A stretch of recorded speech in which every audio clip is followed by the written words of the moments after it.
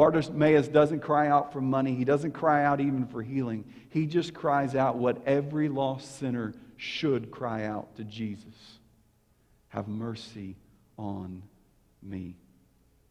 Listen, if that's not your cry to Jesus, you're missing the point and you're missing Jesus. And here's the thing, Jesus will never ignore a plea for mercy from someone who knows they need mercy. This idea that we live for Jesus only and we follow Him always. Because it sounds good, it looks good on a shirt, it looks good with our logo attached to it, but how do we live it? That's always the issue with any mission statement of any organization, isn't it?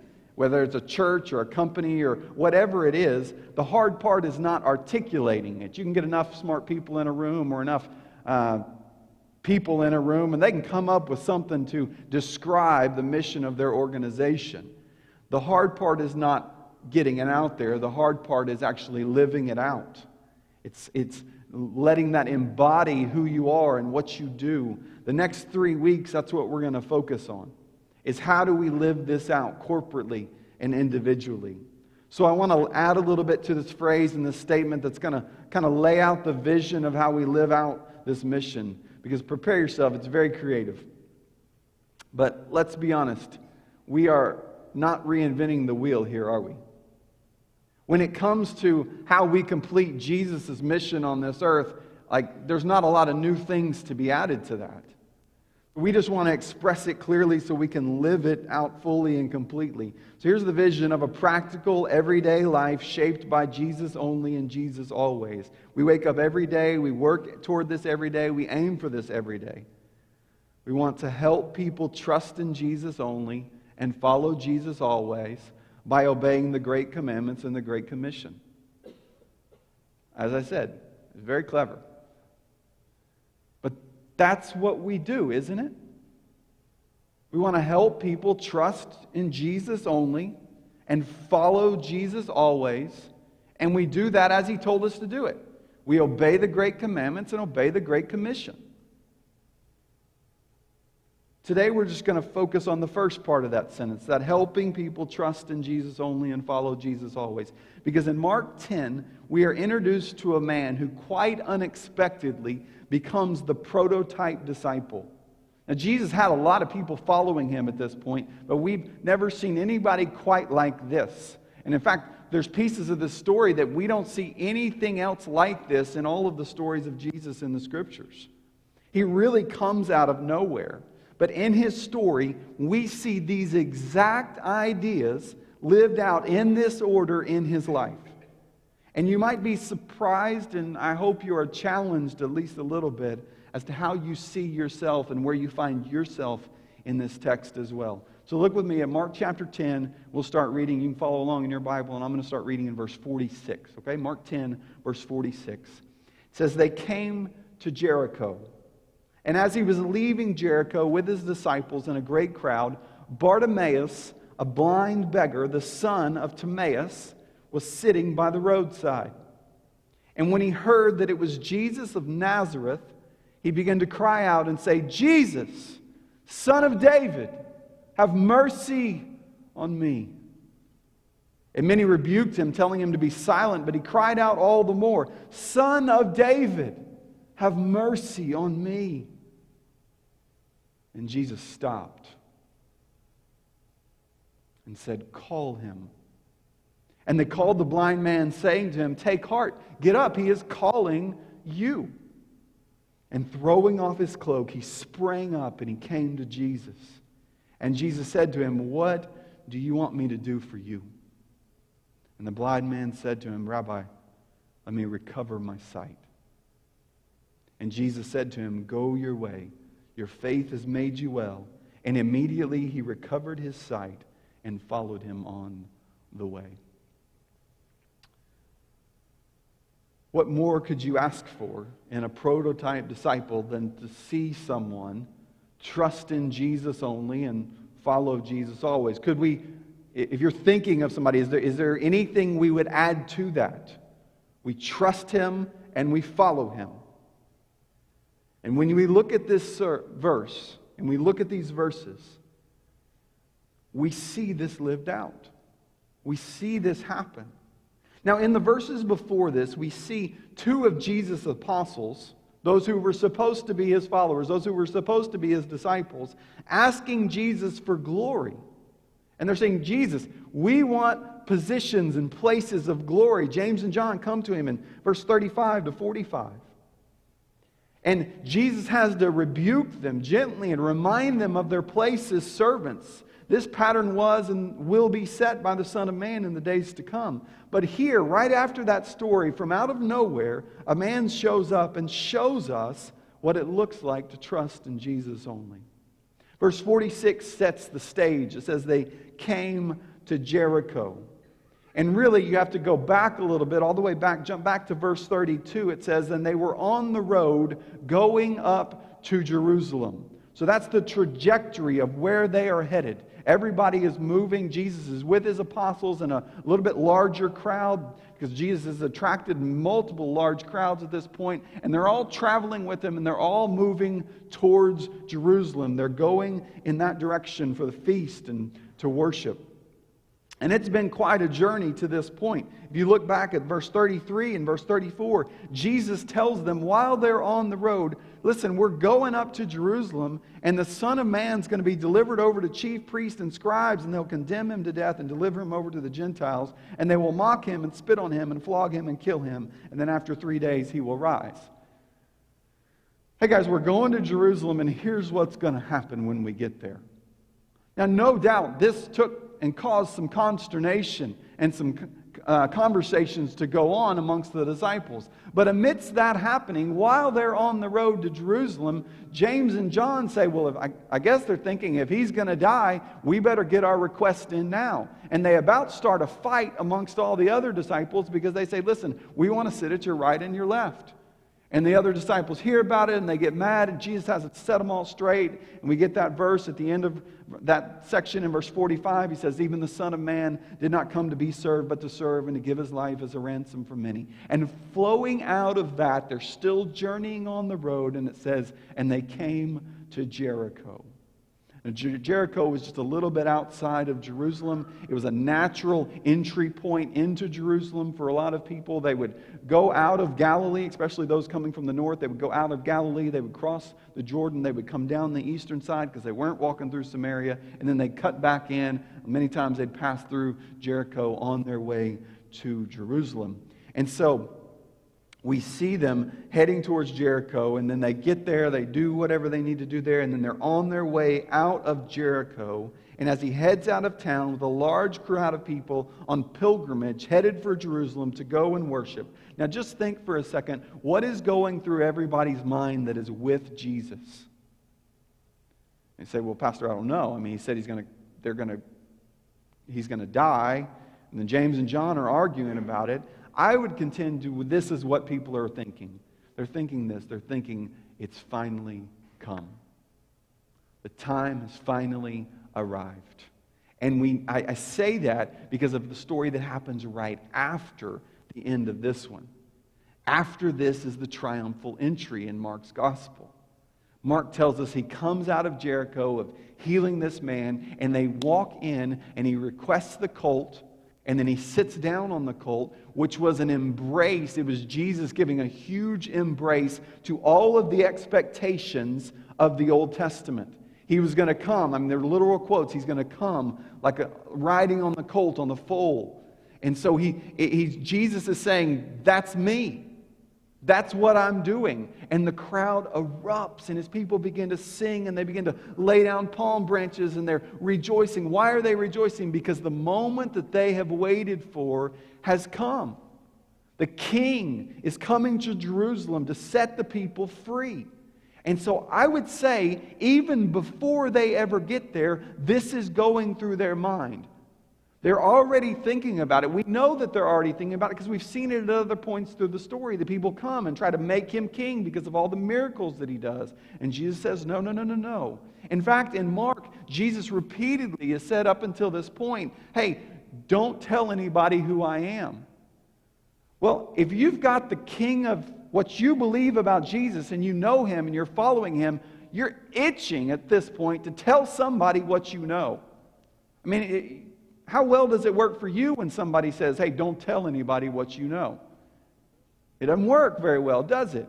You want to tell somebody. Well, they've been sitting on a guy who's feeding thousands, who's healing the blind, who's making the lame walk again, all that they have seen and heard. Remember from last week? And they're sitting on that, and they're waiting, and they're on their way to Jerusalem thinking, this might actually be it. This might be the time. They want Jesus to announce who he is. But in verse 46, we're also introduced to somebody else that seems at the beginning like he's just going to kind of be another guy, another story, except for this one's a little bit different. Because in this story, we get his name. Now, how many times throughout the Gospels have you seen somebody's name given of somebody who Jesus is going to heal? You don't see it. It's not anywhere else. But we get all these details about this guy. His name is Bartimaeus. He's a blind beggar. He's the son of Timaeus. That's what the bar in front of Timaeus means. It literally means son of Timaeus. And so he was sitting by the roadside. And he's this blind beggar. And we don't really know why we get his name and we get all these details about him when we've never got details about anybody else like this. I've got some ideas of why, maybe, and I'll tell you in a little bit. But we just know that he's this blind beggar. He's sitting on the road. Now, he's picked a pretty good spot to sit. If you're needing people to support you, you want people who are in the right frame of mind as they pass by you to support you, right? So where does he position himself? On the way into Jericho or on the way out of Jericho? Because where are people going when they leave Jericho?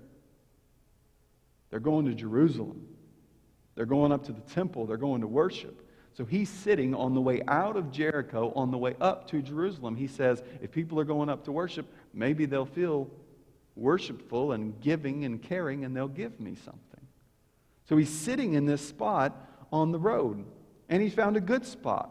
People on their way up to Jerusalem, feeling a little bit religious. He's hoping to make a little money. He's probably sat by this roadside every day for years, listening, but not seeing. Just hearing the shuffle of feet and conversations as people passed him day after day. Maybe on occasion a coin dropped into his hands, just enough to keep him alive and coming back the next day.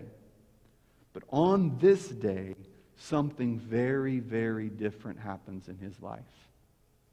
Look at verse 47. It says, and when he heard. You notice that? He doesn't see, he hears. And when he heard that it was Jesus of Nazareth. Now you need to know the name Jesus was pretty common in this day and age. It wasn't an uncommon name. But this one, he specifies, Mark tells us specifically, it is Jesus of Nazareth. It's Jesus, literally the Nazarene. The one who all the word had gotten out about him.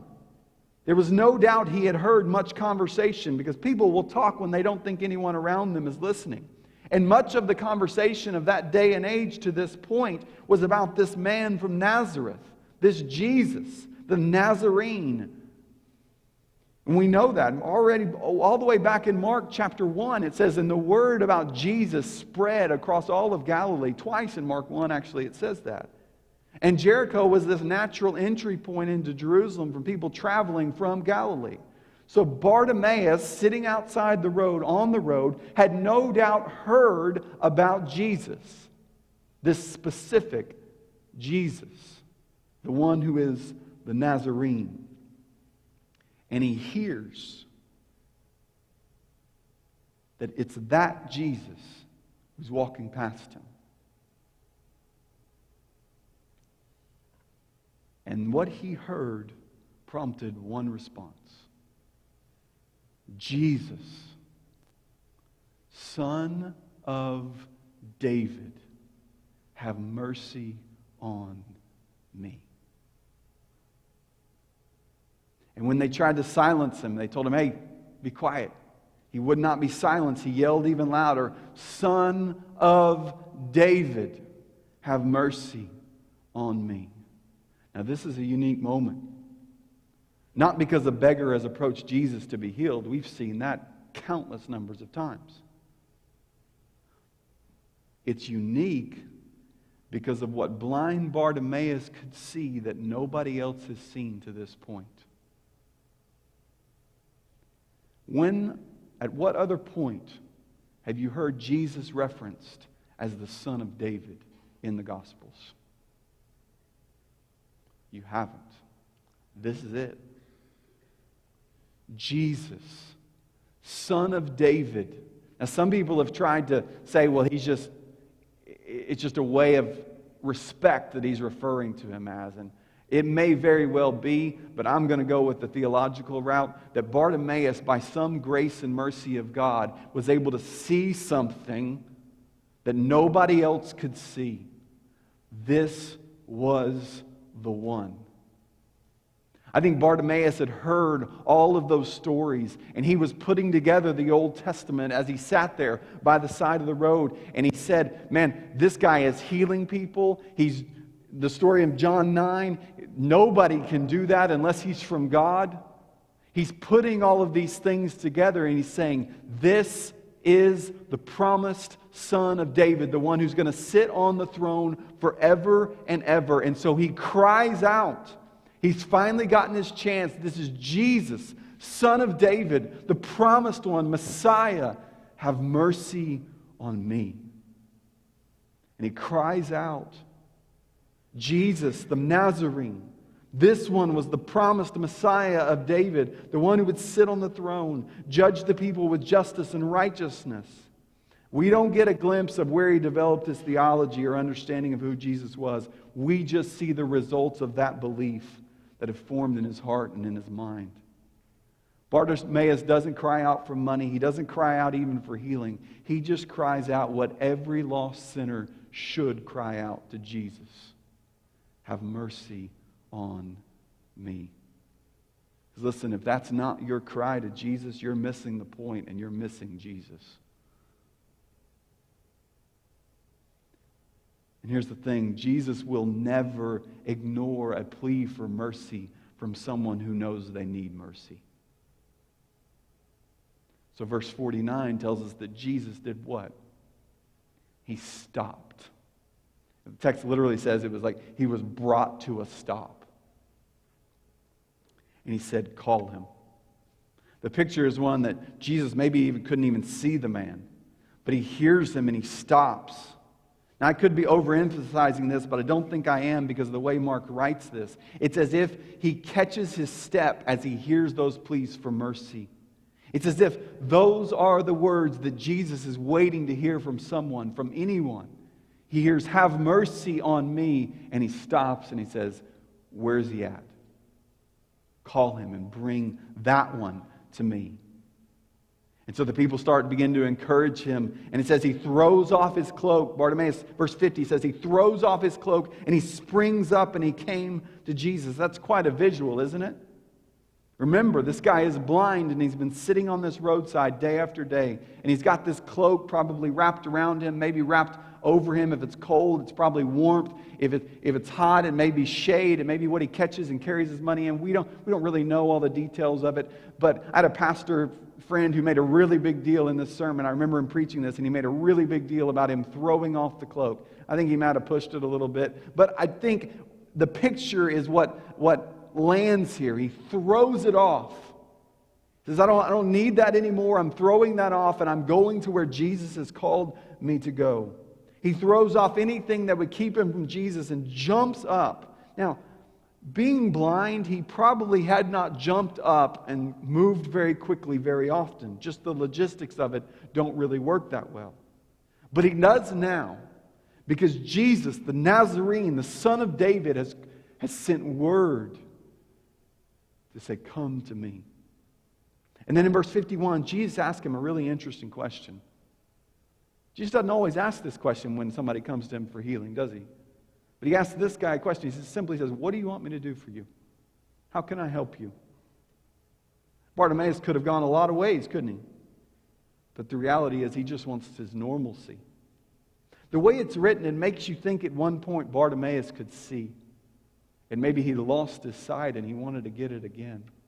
The way it's written, let me recover get my sight back. We don't know that for sure. But what is so incredible about this is that even in his blindness, he is truly the one who sees. And look at what Jesus responds to him in verse 52. He says, "Go your way. Your faith has made you well." And immediately he recovered his sight. And we know, big picture, he could already see everything that he needed to see. But it says immediately, without delay, he could see. And what do you think the first thing that he saw was? Jesus, the object of his faith. Jesus only.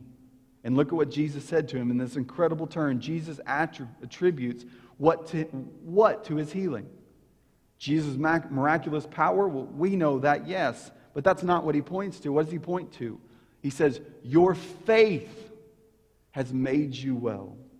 And I would just simply ask you this: his faith in whom? He heard, remember? He heard. It was Jesus the Nazarene. Bartimaeus' words and what we know about what was going on in his mind tell us exactly where his faith was. He heard it was Jesus, the Nazarene, and he cries out, "Jesus, Son of David, have mercy on me." I think you could say he trusted in Jesus only. But that's not the end of the story. Look again at verse 52. He tells him in verse 52, at the beginning, he says, "Go your way." 3 words. Go your way. Your faith has made you well. When Jesus healed Bartimaeus, you got to realize he just gave him his life back. There was no more need to sit on the side of the road. He could return to the temple. He could go home. He could go back to work. He could have a family if he didn't. His world was restored to him in a way that he might never have thought possible. The world was wide open to him. And Jesus says, "Listen, your faith in me has made you well. Go your way. You've trusted in me. Your faith has made you well. You can go and do and live your life." But look at what happens. Immediately he recovered his sight, and he does what? He follows him on the way. You see, what happens is when he trusts in Jesus only, the natural response to that his way, Bartimaeus' way, became wherever Jesus was going. He trusted in Jesus only, and he followed him always. For Bartimaeus, trusting meant following. When his eyes were opened without a touch, but only by a word, the direction of his life changed as well. If I had to guess, and it is a guess, we know his story so well, and he's named here because my guess is he became fairly well known among the early church. That's that guy. That's the one who sat outside of Emmaus, or outside of Jericho. The one who couldn't see, trusted when he was blind, and followed once he could see. What an incredible picture of our salvation. We are asked to have faith initially, right? Trusting in what we cannot see, a resurrected Christ. And then once we trust and are given eyes of faith, we follow him always for what we can now see through the Holy Spirit. That is the prototype disciple, isn't it not? The one who trusts in Jesus only and follows Jesus always. That's who we want to be. That's who we're aiming to be every day. But it's not our entire aim in following Christ, is it? Just for us individually to be trusting and following? No, the aim is always for more and more. Jesus tells us the Great Commission. Go and make disciples. There's a commission and a command to be obeyed as we trust him and as we follow him. And in this story, there are a group of people who are supposed to be followers of Jesus, and we just kind of skipped their piece in the story because I want to come back to it now. Go back with me to verse 46. He's leaving Jericho with someone. Jesus isn't traveling this road alone. It says he's leaving it with his disciples and with a great crowd. People who are reported to be followers of Jesus. They're literally with him and following him down this road. And they're thinking, we're going to Jerusalem. Everyone's excited. Remember why? We're going. Maybe this is the time they're whispering to one another. James and John maybe are still saying their sorries. But they're headed up to Jerusalem and they're thinking, this is the time, this is the moment. Until breaking through their conversations about who's the greatest or when Jesus is going to fully reveal himself as king, comes this voice. It's coming from the side of the road. Some guy who's just been sitting there that nobody's really taken the moment to look at. He's yelling something about the Son of David and mercy. He's probably a little bit off. He just wants money. The goal is Jerusalem, and we're almost there. We don't have time for this. Hey, dude, be quiet. We don't have time for this. That's literally what they do. Verse 48, and many in the crowd that is following Jesus rebuked him, telling him to be silent. Hey, we don't have time. Jesus doesn't have time for you. We are on our way to Jerusalem so he can be revealed as king. Leave us alone. We've got places to be, and we've got important people to meet, and we're going to be important. You just stay in your place and stay in your spot. But he won't stop. He just keeps yelling louder and louder. You no doubt they're looking at each other and saying, somebody get this guy to be quiet. We don't have time for this. Jesus might hear him. You know he's got a soft spot for guys like this. We got to keep it moving. We got to get to Jerusalem. Wait a minute. Did Jesus just stop? What did he just say? What did Jesus just say? Jesus said, call him. When you're a follower of Jesus, this question is very real. Will you help people find their way to him, or are you going to hinder people from getting to him? Will you help people, or will you hinder people from trusting and following Jesus? Notice, look at verse 49 very carefully here. Notice what Jesus does. Jesus stopped and said, call him. Jesus does not turn to Bartimaeus himself. Do you see that? Jesus doesn't say, hey, who's yelling for me? Who's calling for me? Where's he at? He doesn't scan the crowd looking for him. He just stops. He says, call him. So now, all of a sudden, the people who at one point in time are saying, hey, be quiet. We don't have time for this. We've got places to go and people to see. Now they're saying, hey, Jesus is calling you. Come here. Come here. They're helping the blind man get to Jesus. Why? Because Jesus said, listen, call him and bring him to me. Jesus put the important work of bringing Bartimaeus to him, not by means of him just calling him. He looked at his people and said, are you going to hinder people from coming to me, or are you going to help them along the way?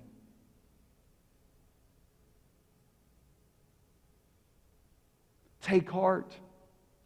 They go from ridiculing and trying to silence the man to actually encouraging him and helping to find Jesus. Take heart. Be happy. Be excited. Rejoice. Get up. He's calling you.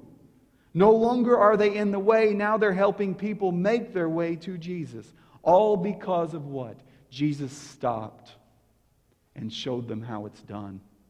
Jesus stopped and said, are you going to look at people the way I look at people? Are you going to help people get to me, or are you going to keep them from getting to me? So you can probably see where I'm going with this, church. Where are you at in this equation? We know we're not Jesus, so we can just take him off the table, right? That leaves three other options for you in this room today. You can, one, be Bartimaeus.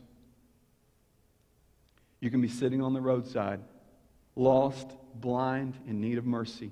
You need to trust Jesus only. You need to stop begging anyone and everyone else to help you and turn to Jesus alone. You need to see your sin and plead with the Savior, the promised Son of David, to have mercy on you. And you need to receive His gift of forgiveness, healing, and grace, and have your eyes open to His beauty so you can follow Him always. That's one spot you can be in. And if you're here today, here in a minute, we're going to sing and have a time of response. And if you are in the shoes of Bartimaeus and you need to trust in Jesus, we'd love to talk with you and pray with you about what that looks like. But if I had to guess, most of you in this room would say, well, I'm not Bartimaeus. That leaves you with two other options. You're in the crowd, and you're either helping or you're hindering. Some of you are in the crowd and you're not helping. You may be trailing along with Jesus' people, but you really don't have the time to help someone else find and follow Him. You may be actively silencing people. You may be looking at people and saying, no, not you. You're out. Nope, not you. Most of us probably aren't doing that. You may be silently just pushing people away, though, by how you live and the choices that you make with your life. You're saying, look, this guy, not really worth it. I'm here, but only because it's helping me out in some way, shape, or form. Or, and I think this is where most of us would probably fall, you may just be silencing yourself. You may not be trying to silence the guy on the side of the road. You may not be actively living out disobedience that pushes people farther from Jesus. But you might just be silencing yourself, and in so doing, keeping people from hearing His call through you. Thankfully, Jesus is gentle with us. Thankfully, Jesus will help us. Thankfully, Jesus will work through our failures, and Jesus will stop and help us to say, hey, this one's for you. You call him to me. And then some of you finally might be in the crowd and you're helping. And if that's you, don't stop. Keep pressing on. Keep pointing people to Jesus. This is who we want to be. A people who are helping people trust in Jesus only and follow Jesus always. Would you pray with me this morning?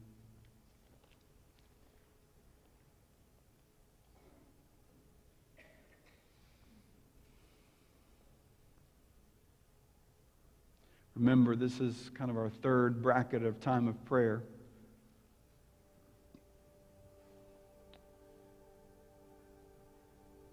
And the music's going to start to play in just a moment. And we're just going to spend a few moments right here, just with some music playing over us in the stillness and in the quietness of the room. Some of our ministers will be down here in the front, and I'll be down here in the front. And maybe you just say, man, I am Bartimaeus, and I need to talk to somebody about finding and trusting in Jesus. If that's you today, we would love to talk with you. But a lot of you, I have a feeling in this room, are not Bartimaeus. But you're in the crowd. And as I said, are you helping or hindering the Spirit of God turn to something in you? He pushed on something in you to say, hey, this is you. You need to listen here. Again, thankfully, God doesn't break us down and say, what are you doing? He just stops and shows us the way. And so maybe this morning, you just need to be returned to the way of following Jesus. Maybe this morning you just want to come and kneel at these steps, and maybe you want to come now. That's fine. This is a time, we've entered in a time to respond. If you need to come and kneel at these steps, or maybe turn in your seat and just spend some time in prayer and ask God to help you see people, to not just push past people, to not be silenced in and of ourselves, but we would speak as He calls us to speak. That we would be obedient to the Spirit, that we would trust Jesus only and follow Him always.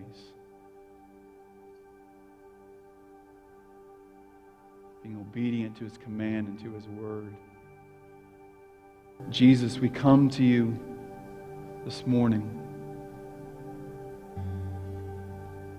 All this is for You. We're here for You.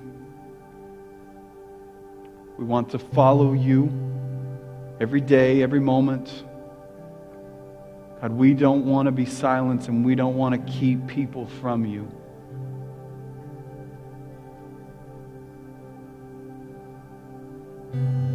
We want to be faithful to the call that You've put up on our life. So God, would You help us? Would You show us when to stop?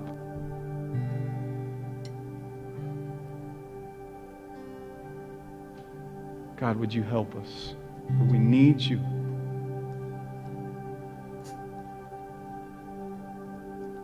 We want to see people's lives centered on Jesus. So God, would You help us in that process?